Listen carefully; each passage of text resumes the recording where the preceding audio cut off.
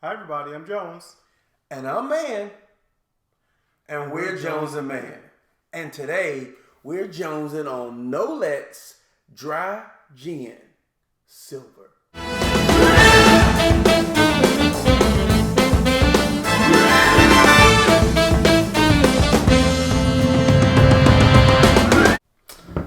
All right, Jones. So we've been dreading this episode, but I have found a gin. I was in Greenville, South Carolina a few weeks back. I went to Larkin's, which is a steakhouse. We got to go there one day. Fabulous, wet aged, dry aged, the tops. And my bartender, Whitney, shouts out to Whitney. I know you subscribe, so this episode is all about you. Nolets Dry Gin. She let me try it at the bar. So I have cheated a little bit. I had a small little bit. But when I tasted it, I was like, I have to bring this back for Jones because I am going to bring him a surprise. This is going to be a surprise for you in the world of gin. Okay, and that's also why you left the tag where cigar and spirits rates at 98. I left it all so that you can see that this is a top quality rated gin by a cigar magazine. Cigar and spirits, but there's always some sort of award that they can give for every alcohol. Yeah, that's very true. You can't really hold it. This was 47.6% alcohol by volume. This is a fifth. It was about $50, okay. 45, 50, somewhere in that neighborhood. So it's pretty pricey. Pretty pricey. Premium. Yeah. But there's versions of this that are like $600. Okay. The bottle's really nice, thick glass. It's got the family crest on it. In the top, you see the family crest. Real flashy, real well put together. So it feels like a premium product. So I'll lead into kind of my spiel on what I could find on it. Okay. So Nolets is the oldest distillery in Holland. Oh. And I think that's where some of the bottle design prestige comes from, 300 years. Yeah. And the same original family that owns it and runs the distillery. So is it just prestige? Is it just high-end bottle? I really want to see, it made it through the French Revolution. Yeah. 2 World Wars. Yeah. On the back it says 10th generation. Yeah. So at $50, that's well more than I would pay for a gin. B2 normally, but I am wagering my $50 that you will be surprised by this gin. Well, how about we make a challenge? Okay. If this is a flop, now hold on, I can't go flop.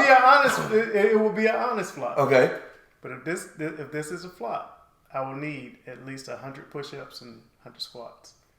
All right, let's change that. If you are not surprised by this gin, I give you 100 push-ups and 100 squats. Okay. Okay. If I'm not surprised. If you're not surprised by this gin. If it does not, so I don't. Surprise. Surprise could be. It could turn out to still be a flop, or it could turn out to be a favorite. But it is going to be surprise, as in it will. You'll be like, oh, I didn't expect that. Oh, so you're saying it's not going to taste like pine tree surprise? It's going to be surprise. Let's get into the review. All right. So we're gonna do what we normally do. And you guys saw that. Just remember, we're gonna crack it over. I'm gonna pour us a couple of neat shots. I'm pretty confident because I'm not doing no push-ups and squats and all that stuff. You say that for the gin player. You gotta remember, this is a gin. It's a gin. This is a gin, man. We had a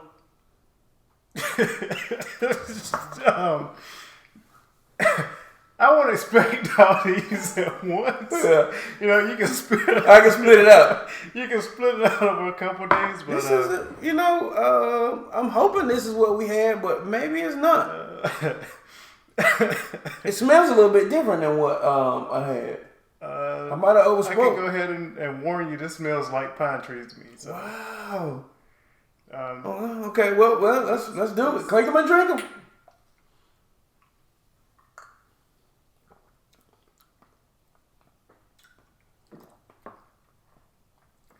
Let's put that on the rocks.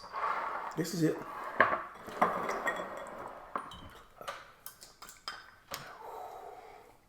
So as you had the taste of this, you tasted it as a shot or a little shot. A little shot.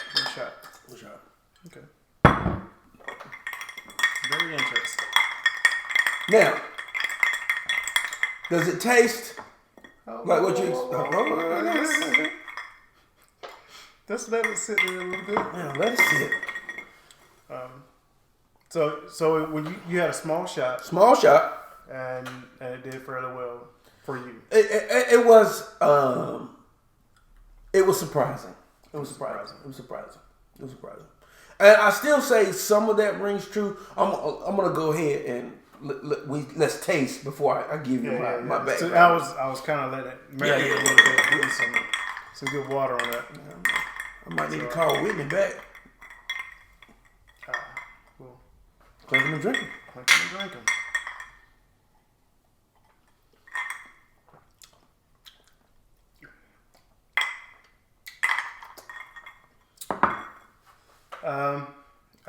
I'll let you start your review, Mr. Mann. Okay. So when we tried this, how many drinks had you had? I'd had a couple. But not that many. Okay.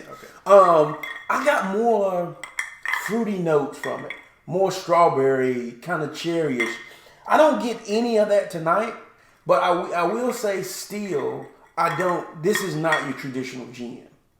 You know, I wouldn't put this with a Tanqueray. I wouldn't put this with a Seagram's. I think the botanicals are different. Like, I don't automatically get pine trees with this.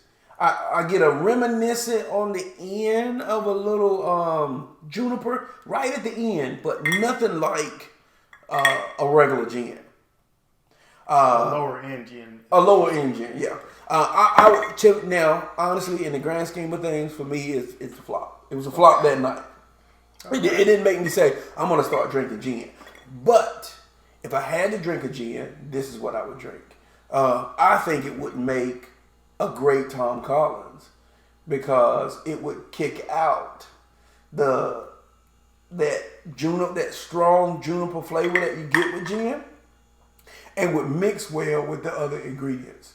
Now at $50 a bottle, you know, I don't even like Tom Collins that much to go for it. But it was a surprising gin for me. So still a flop, but if I had to drink gin, this would be what I would choose. Unfortunately, it's a flop. Yeah. It's a super flop. Super flop. But does it taste like what you expect? Yes. Oh. You have not had gin in a long time because this tastes nothing like gin. To me, it still tastes like a pine tree. It is absolutely horrible. That's why I let it sit so long, and I kept trying to. Yeah. I wanted it to be better because I was like, man. Yeah, but you know, and it was weird because the pour, and maybe I got the wrong bottle. I thought it was silver, and I got to go back and look at the picture because I took a picture of it. But the pour, even in the glass, has such a strong strawberry kind of smell, and this smells like gin. This smells like gin. But it doesn't taste. It doesn't taste like Tanqueray. It doesn't taste like Seagram's. I think the process is a cleaner process. Yeah, and Tanqueray is a high end when you come, a higher end when you come in. What's the other one, like the sapphire? Sapphire. It doesn't even smell like. It doesn't taste like sapphire. I've had those gins before, but it's just the overwhelming pine tree taste is to me. It's not here. It's in the background, but it's not in your face. Maybe I shouldn't have sniffed it before I drank it, but even now, as I try to sip what little bit's left in there and let it sit in the water and see if it gets better. Yeah. I was hoping not. I was like, man. I was hoping to get And I don't get any of the strawberry now. I don't, I don't know. Yeah. Maybe I did have one too many. Yeah, I was like, oh man. I shared on. That's why I make the challenge. I was like, he thinks he has a gin. That's a good bet. I did share on another episode that there might be somebody who had what I was calling tipsy tales. A tipsy tale associated with gin that somebody might have experienced one night involving not Waffle House and but I didn't tell the story. I just said that there was a tipsy tale. Yeah. There was a tipsy tale out there. Yeah, there's a tipsy tale of a young man venturing out trying to drink half gallon of gin by himself. Yeah. Well, not by yourself, but for the most part. What a party. It was a party. Yeah. You know, very interesting party. Yeah. But it was a good story. Maybe a tale for another time. We'll have some tipsy tales around there. So, or what about the other tipsy tale of two young men, venturing down to the local Harris Teeter and somehow mixing San Paco and that's one of them too. The gin stories are plentiful. Yeah, and I think that's probably where we just swear gin off.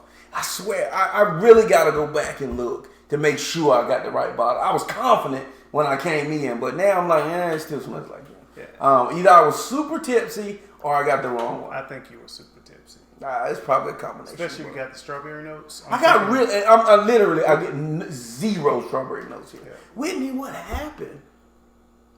Comment. Let us know what went on. So yeah, this is a flop. But we knew coming into it that this gin was going to be a flop.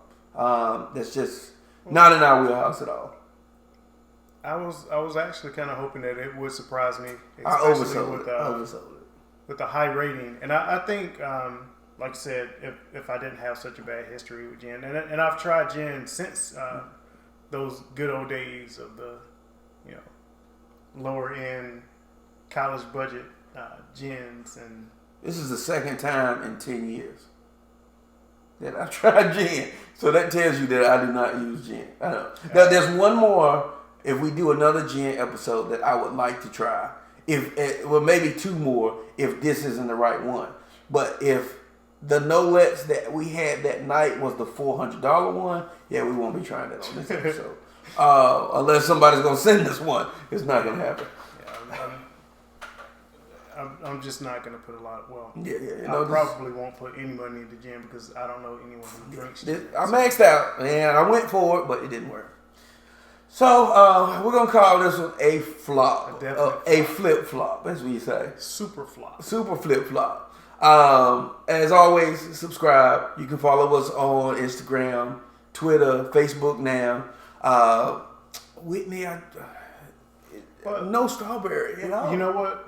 I can't just give it a straight flop. Okay. Because I can say that it was a smooth taste. Yeah. But, again, just... So you're saying you were surprised that it was No. Still no surprise. All right. So everybody comment about those push-ups and squats that man has promised us. All right.